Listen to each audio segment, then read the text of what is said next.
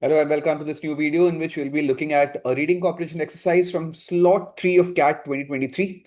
In this video, I'm going to be focusing upon reading of the passage. We will get a sense of understanding of what is it that we're supposed to gather this information from the passage after finishing reading it for the first time, and what else we can learn from this passage after we have finished reading it. Right? So that is what this video is going to be about. In a follow-up video, I will be solving questions of this exercise, the link of which I will be putting into the description.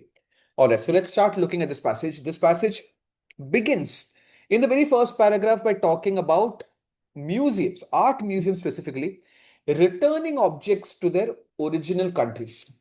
So the Met is returning a masterpiece Greek urn back to Greece. Then Jetty is returning 40 objects to Italy. Then we have got Sotheby's, which is a private owner who has agreed to return it to the country of Cambodia, a statue of an ancient Khmer statue of a warrior. So returning of artifacts, especially artistic goods from museums is the theme of the first paragraph, which kind of tells us that this passage will be about art and probably about which countries art is coming from.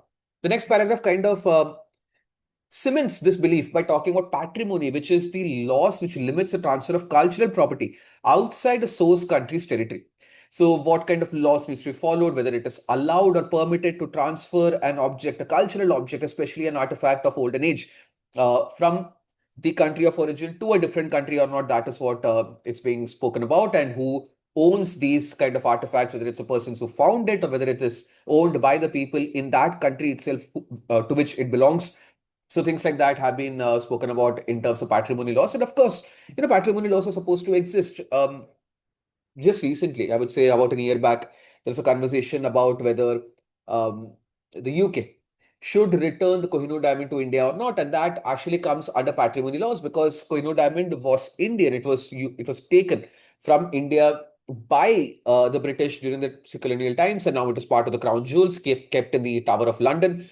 And similarly, the British Museum has come under a lot of flack because majority of the artifacts which are on display there are from different countries. So is that right? Is that not right? A lot of controversy had happened, and it is still going on. That kind of controversy and those kind of discussions have been part of popular culture. So if you're aware of it, you can understand that what patrimony is actually talking about here. Then moving forward, the same thing that I just spoke about has been written here about American and European art museums acquired antiquities by hook or by crook. Sometimes through colonial powers where they usurped or snatched these belongings from a country of origin. Sometimes they were just stolen by grave robbers, by souvenir collectors, from bounty hunters, and that's why these kind of laws came into being. Then comes the opinion of the author. And the author here clearly says that he surveyed 90 countries. Very, very important to read from this paragraph onward. The fourth paragraph is where the author's personal opinion on all of these facts is actually making an entrance. And here the author is talking about probably a kind of a research project that they have done where they surveyed 90 different countries, and they have looked at multiple different UNESCO's World Heritage Sites. And what they have found is that the number of discovered sites diminishes sharply after a country passes a cultural property law, which means when there are no laws, when the law is very lax, that there is no cultural property law, there is no patrimony law, that the goods from a particular country can be taken to a different country, and ownership and all is very, very not well defined. Till then, a lot of World Heritage sites are discovered in these countries. But then what happens slowly and steadily after these laws are passed is that number of World Heritage sites established in those countries become less, which means that ancient art and artifacts being discovered goes way low. In fact, specifically, he's talking about 222 archaeological sites were visited in those 90 countries, out of which only 21 were discovered um, after the passage of the law. So apart from 21, everything else, more than 200 of these were discovered before the passage of these laws. So once these laws are passed, something happens because of which we are not finding a lot of archaeological artifacts from countries.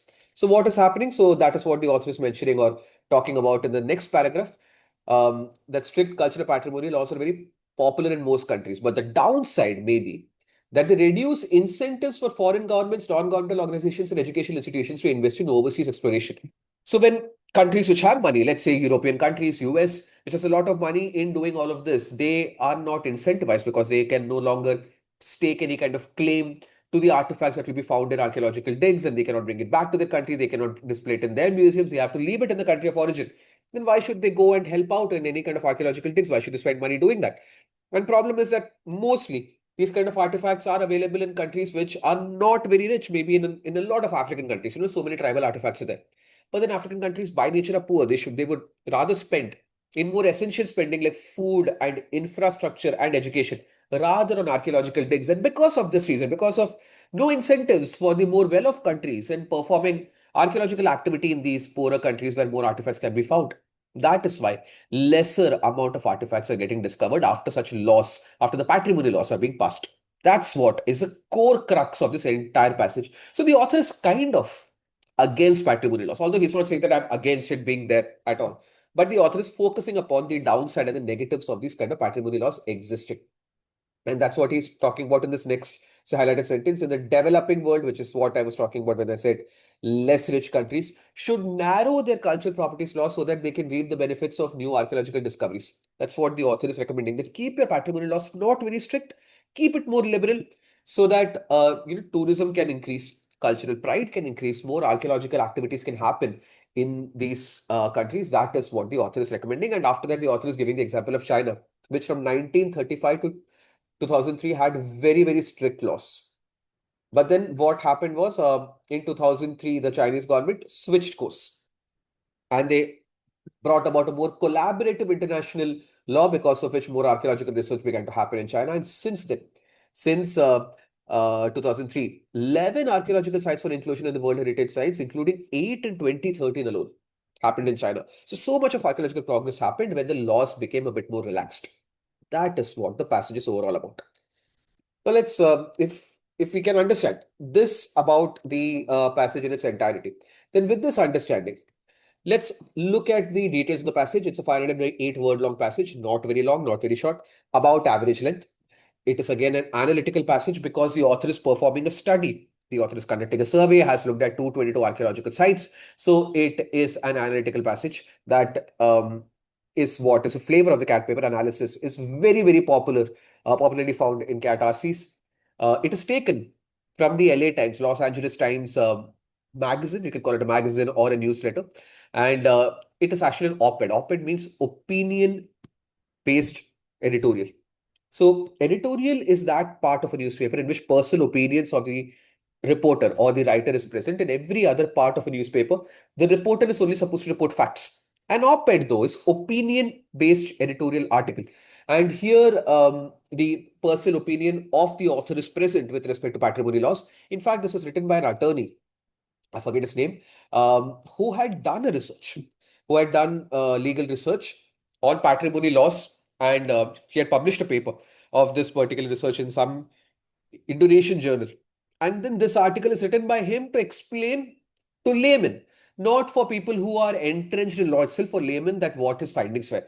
So this is an analysis which was presented in a paper which has been dumbed down for regular readers who are not entrenched in law. So that is what this article, the nature of this article is. Because it's about art a bit, and that's not a topic that most of us are very familiar with. In fact, it's a lot of international art pieces have been mentioned here. And plus, it is about legalese as well, which again is not a topic of discussion that we might be very familiar with. So maybe reading can be a bit slow. Plus, what happens in this passage, or what has happened in this passage, is that the purpose of this passage takes shape slowly and steadily. It's not like the main topic and primary purpose are immediately evident in the very first paragraph. Slowly and steadily, the author builds up to whatever his or her opinion is. And that means that we have to keep on focusing on the passage very intently to understand what the opinion of the author is. In the previous two passages of CAT 23 slot 3, I had discussed two book reviews. And both of those passages were book reviews. And the very first sentence of the first paragraph told us that there's going to be a book review. So in those kind of passages, reading can be way more easier because we know what to expect. But in a passage like this, because it takes shape slowly and steadily, so you can take a bit more time to read. I would say 2.5 minutes is a very good time to read. Acceptable time to read is 210 seconds even. Okay. Now, overall difficulty, I would say still is moderate because it's not that alien a topic that we will not be able to grasp at all. Plus, language is not very, very difficult. Maybe a few words here and there we can understand the meaning of. The things that I want people to learn or know about after reading a passage like this is, number one, very famous art museums, especially MET. MET is short for the Metropolitan Museum of Art.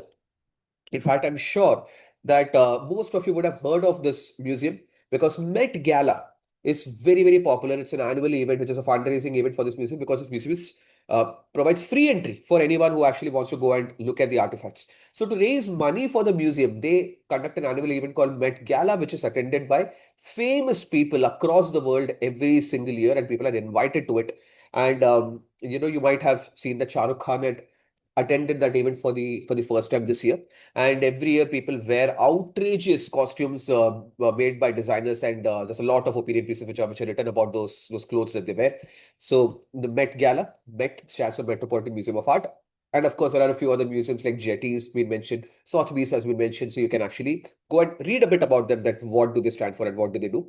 Plus, some historical details have been given, like Khmer, right? The Kingdom of Khmer is a very, very famous kingdom which ruled over a very vast portion of Southeast Asia between, I think, between the 900s and the 1400s.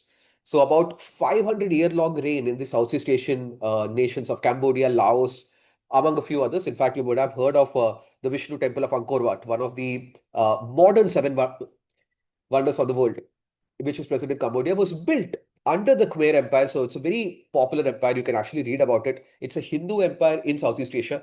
So you might have read about it a bit in history. Knowing about it can help you understand historical passages a bit more. And Aphrodite, I'm sure that you might have heard of words like aphrodisiacs. Aphrodite is the Greek goddess of love.